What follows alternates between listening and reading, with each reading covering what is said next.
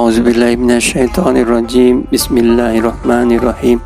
Assalamualaikum warahmatullahi wabarakatuh. Allahumma sholli ala Sayyidina Muhammad. Kita teruskan pembacaan buku Hukum Waris karya Dr. Muhammad Toha Abul Ella Khalifah, meneruskan pembacaan tentang penghalang waris.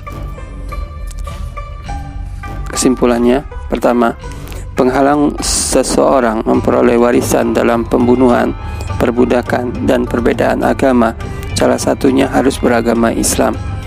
Kedua, pembunuh, budak, dan non-muslim disebut sebagai orang yang diharamkan atau mahrum atau dilarang atau mamnu untuk memperoleh warisan. Tiga, berdasarkan keterangan di atas, mereka yang diharamkan atau mahrum untuk memperoleh warisan ada 3 orang, yaitu pembunuh, budak, dan non-muslim. Dengan ungkapan lebih rinci, mereka yang terhalang memperoleh waris ada 3. Seorang pembunuh tidak memperoleh warisan dari korban yang dibunuhnya. Seorang budak tidak memperoleh warisan dari orang yang merdeka, begitu juga sebaliknya. Seorang muslim tidak memperoleh warisan dari non-muslim, dan non-muslim tidak memperoleh warisan dari seorang muslim. Yang kelima, jika menemui masalah pada mereka yang terhalang memperoleh warisan, anggap saja mereka tidak ada. Contoh-contoh penjelas. Pertama, seorang suami wafat. Seorang suami muslim wafat, meninggalkan seorang istri beragama Nasrani, seorang ayah, seorang anak laki-laki, dan seorang anak perempuan. Istri termasuk orang yang tidak memperoleh warisan atau mahrum karena beda agama dengan suaminya yang muslim. Ayah memperoleh 1/6 bagian berdasarkan ketentuan furud karena ada ahli waris furu'.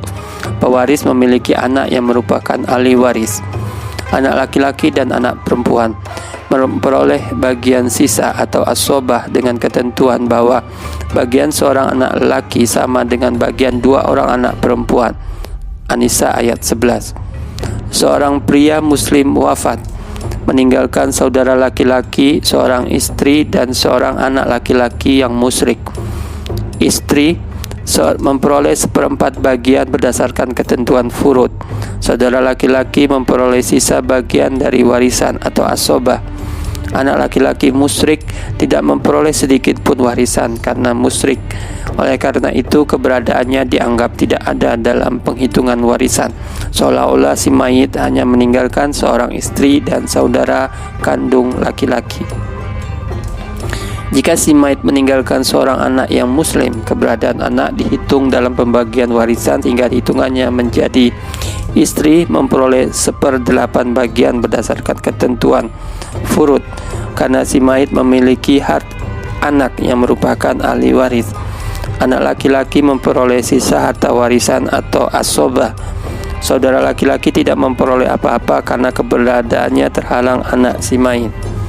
Yang ketiga, seorang laki-laki muslim wafat, meninggalkan seorang anak laki-laki, seorang anak perempuan, dan seorang istri yang membunuhnya.